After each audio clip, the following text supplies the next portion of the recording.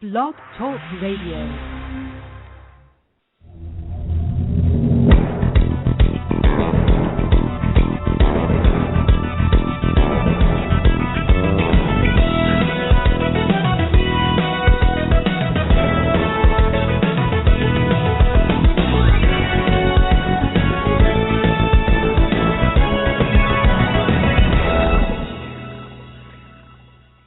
Good morning from sunny Silverado Canyon in Orange County, California. I am Brian Dooley, CPA with a graduate degree in taxation, and today's topic is saving taxes by winning the economic substance test.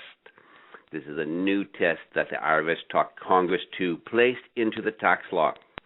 My assistant is Rob the Robot, and those of you who have heard the show before know that I'm fascinated by the world of the invisible, the virtual world, from tax planning to my own business technology.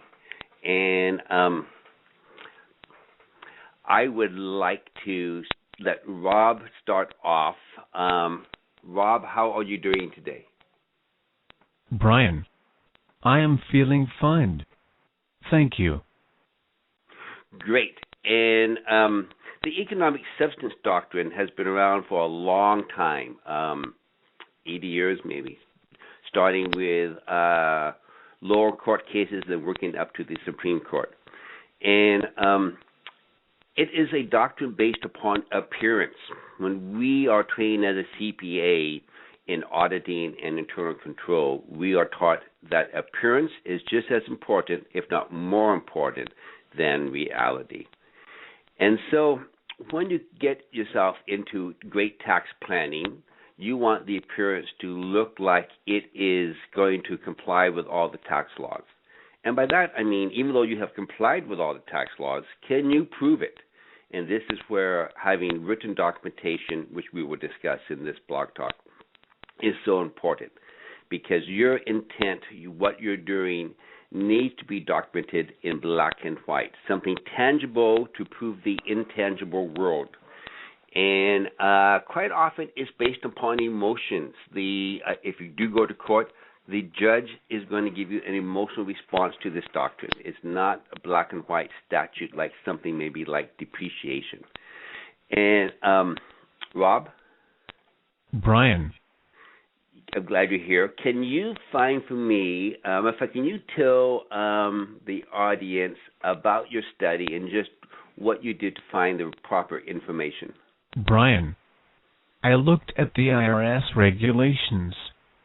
They have 9 factors that indicate a profit motive and economic substance. I also compared court cases in which the taxpayers successfully demonstrated the existence of a profit motive with court cases in which the taxpayers failed. And profit motive is a little bit like economic substance. Once again, these are subjective points of view. They're not black and white tax laws. And where the evidence show that you as a taxpayer were going into a transaction with a desire to make a profit, it also shows economic substance. The two are hand in hand. So we're going to look at the IRS rules because they are a little bit black and white, a little bit easier than the court cases. And this is because each court case is dependent upon the facts of that one particular taxpayer.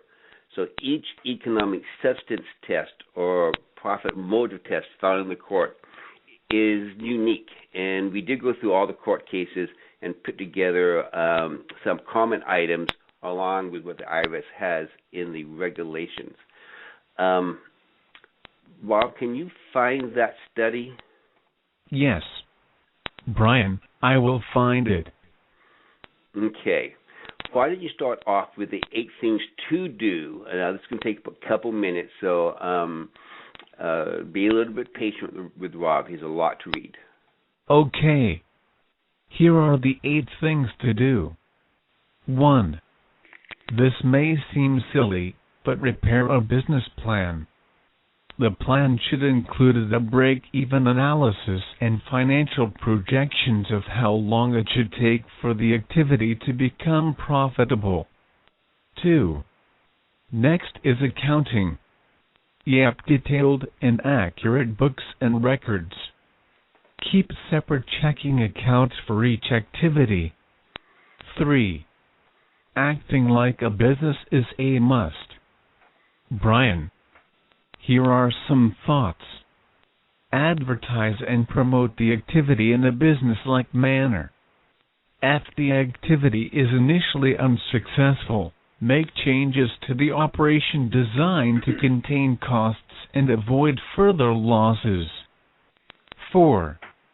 If you have a loss, then be prepared to demonstrate the circumstances beyond your control that prevented compliance with the business plan. 5. Consult with experts before entering the activity and as needed to conduct the activity successfully. Engage in research and study to increase expertise regarding the activity. Brian, it is important to keep a written record of 6. Asset appreciation shows a profit motive. In researching the amount of income needed to realize profit from an activity, take into account the appreciation of assets used in the activity as well as profit from current operations. Be prepared to show that appreciation actual or reasonably expected is substantial in relation to losses. 7. Be aware of the length of the start-up period. Be prepared to demonstrate that the amount of losses was customary or usual for the activity. Also, keep track of business circumstances, personal setbacks beyond your control, and unforeseen occurrences that may result in losses for a longer than usual period. 8. Focus your communications with experts on making money. And focusing with experts on making money is important. And part of the creation of, or the proof of the right appearance is your written records. And Rob, you talked in item 6 about the expectations that assets will appreciate in value. Now, this is an older doctrine before the Great Recession, where such items as real estate investments with a negative cash flow, or other items where maybe it was a little bit exotic, horse ranches where the horses would go up in value, or a farm where the cattle would go up in value. In today's world right now, proving assets will appreciate is a challenge because we're not seeing that. The written record is really important because that's the only way to improve your intent at the time of the transaction. So, for example, you start a business in 2012. It's a Great Recession. Doesn't do that good, but there's great tax savings. And maybe it bounces around through 2013, still not doing that well. And then 2014, there's an audit for year 2012. And the point of that audit is for you to present tangible evidence, in this case it's written documents, showing that you had the belief that the assets will go up in value, or you could show that this kind of business takes a year or two to start up. And yes, you got the tax benefits, but those tax benefits were specifically in the code to help a small business start. And this is where you want to spend some time with your CPA and really do, I call it brainstorming. Your CPA has a wealth of experience, and to create wealth, you want to take advantage of your great tax team's experience. And your great tax team should be your CPA and your business attorney. And I encourage all of you to establish that relationship, especially the business attorney. I'm finding many of you do not have that relationship. Okay, Rob, let's go over the don'ts. That's a lot shorter list. Yes. Brian, here are the 5 don'ts. 1. Commingle proceeds of the activity with personal funds. 2. having losses grow without making efforts to change operations or consult experts on how to cut costs and increase profits. Incur continuing losses of a magnitude out of proportion to the expected gains from the activity, including the gains necessary to recoup losses in prior years. 3. Limit consultation with experts to information on the tax deductions F losses. The IRS will look at all of your emails and texts onto your tax advisors. His consultation indicates your primary goal is tax savings and not a real business or investment. 4. Limit consultation with experts to information on how to conduct the activity that would be useful to an amateur engaging in the activity. The key is how to conduct the activity for profit. And 5. Disregard the results of a study or expert advice in making major decisions relating to the activity. Rob, these are great points. Let's start with the last one first. Disregarding the advice of your expert in how to make the activity profitable. This is really deadly. For example, you were prudent. You went to a person to consult in starting a new business. You did a good business plan with that person. And then you disregard it. CPAs have that all the time with clients. We give them tax advice, we put it in writing, and then they do something just the opposite. It is really bad news. It's going to upset your advisor, but it's also going to show the IRS you did not care about making profit. You enjoyed the activity, and you wanted your tax losses. While enjoying the activity is not fatal, it is if it's something that does not have economic substance. And we're going to go back to that in a second. The item 4 was having consultation on how to conduct the business more as an amateur versus how to conduct it to make a profit. An example of that would be buying a vacation home, really worried more about making repairs to or upgrades to make it more fun for you versus how to rent it out and make a profit. And keep in mind, the IRS is going to look at all your text messages and all your emails.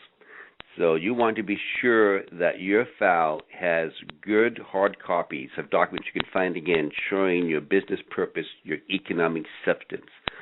And item 3 was do not have a lot of long conversations and long emails and texts on getting tax savings or tax losses. If that's the majority of your written documentation, that's what the IRS is going to see. It makes sense. If they see you only talking about tax savings and tax benefits, they're going to think this is more of a tax shelter than a real business. And now I want to kind of back up a little bit on the economic substance. One thing you want to do in a transaction, as you know, we talked a lot about related company tax planning. One thing you want to do with tax planning is be sure you fund your business with hard capital dollars. If you just have notes going back and forth or accounts receivable, accounts payable going back and forth, there's not economic substance in that. The courts do not see as a related party debt as a bona fide debt for this test. They do for other tests, but not this test. You want to really put real economic substance into it. Related party tax planning is great for tax-free exchanges, for a management company to shifting income with some of the new laws coming up in year 2013. But you want to be sure that you have economic substance in it, which means you have real money. You follow the rules in this case. Now, I have a blog on this blog talk. I have a written blog, and it has all the court cases on it. To find that blog, you just type in Brian Dooley CPA blog in Google, and you'll get to the main page of the blog. You'll see this was one of the items. Rob, can you take some time and put this up on the blog for us? Yes. I will put the link on the blog talk page for this episode. Great. Now, if any of you have any questions, feel free to call me. My name is Brian Dooley. My phone number is 949-939-3414. and I look forward to hearing from all of you. And I wish you a very happy day, and I wish you great tax planning with a great tax team.